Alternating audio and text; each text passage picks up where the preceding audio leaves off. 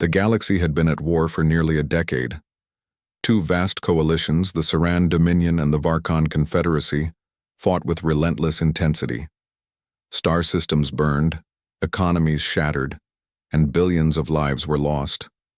Neither side showed signs of backing down. The conflict had become a brutal stalemate, with fierce battles fought in deep space on desolate moons and inside massive orbital fortresses. Every major species and faction had taken sides, yet none could claim a decisive victory. Each new battle only deepened the exhaustion and desperation that spread across the galaxy. Even the Galactic Council, which had long maintained order, seemed powerless to end the carnage. Amid this turmoil, the humans remained neutral. Their influence in galactic politics was growing, but they had not yet involved themselves in the conflict. Earth's leaders observed the devastation with concern, but chose diplomacy and aid over direct intervention. That changed abruptly when a massive Varkon strike fleet appeared near the human colony of Helios IV, a vital hub for trade and scientific research. The fleet's intention was clear: seize the colony and cripple humanity's growing presence. Commander Reed, leader of the Helios IV Defense Force, received the news just as the sun rose over the planet's twin moons. The Varkon fleet was massive, far larger than any force the humans had faced in this sector. Yet Reed's expression was calm, even confident. He issued the order: prepare to engage. Alert all units. We hold Helios at all costs. The humans' response shocked every observer. Rather than retreat or negotiate, human forces launched a preemptive strike.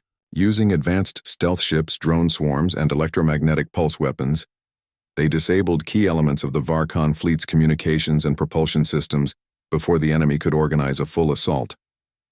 Within the first hour, entire squadrons of the Varkon fleet were rendered immobile, drifting helpless in space.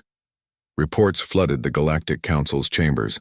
Ambassador Leah from the Cyrax Confederation could hardly believe the speed of the assault. How are humans achieving this? It is as if their technology is centuries ahead. Commander Reed smiled as he watched the battle unfold on his command console. It's not just technology, he explained. Our strategy combines innovation, coordination, and a refusal to lose. As the second hour passed, the humans intensified their attack. Their ground forces, equipped with powered exoskeletons and adaptive weaponry, struck swiftly against Varkon boarding parties attempting to seize Helios IV's orbital stations. In tandem, the human navy executed surgical strikes against the enemy's command ships, sowing confusion and breaking the chain of command. The Varkon commanders scrambled to respond, but every attempt to regroup was thwarted by human tactical precision. It was a war fought not just with weapons but with minds, a battle of anticipation and adaptation. On the front lines, soldiers from various allied species watched in awe as human units coordinated seamlessly across air, land, and space. By the third hour, the Varkon fleet was in full retreat. Their forces, demoralized and crippled, fled from Helios IV's defense perimeter. The humans had not only defended their colony, but had shattered the enemy's operational capabilities. The Galactic Council convened an emergency session to discuss the unprecedented turn of events. The chairman, a venerable elder from the Tralix species, spoke gravely. The humans have done what no other faction could: break the stalemate and force an end to this war. We must recognize their role and support a path to lasting peace. Behind the scenes, human diplomats moved quickly. Commander Reed was joined by Ambassador Kale, a seasoned envoy, to negotiate terms with representatives from both the Saran Dominion and the Varkon Confederacy. The humans insisted on a ceasefire backed by guarantees of mutual cooperation, reparations for damages, and the establishment of joint peacekeeping forces. The Saran and Varkon leaders, exhausted and shocked by their sudden defeat, agreed to talks. For the first time in nearly a decade, hope flickered across the war-weary galaxy. In the weeks that followed, peace accords were signed, borders stabilized, and efforts to rebuild began. The humans had not just entered the war, they had ended it swiftly and decisively. Historians would later analyze the human victory as a case study in strategic innovation, unity, and resolve.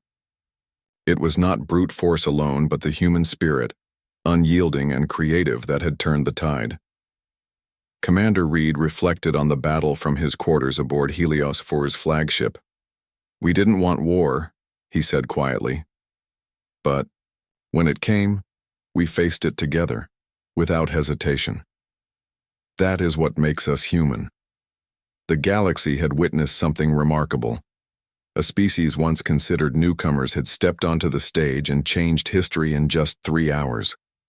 The war that had dragged on for years ended not with endless bloodshed, but with a testament to human determination,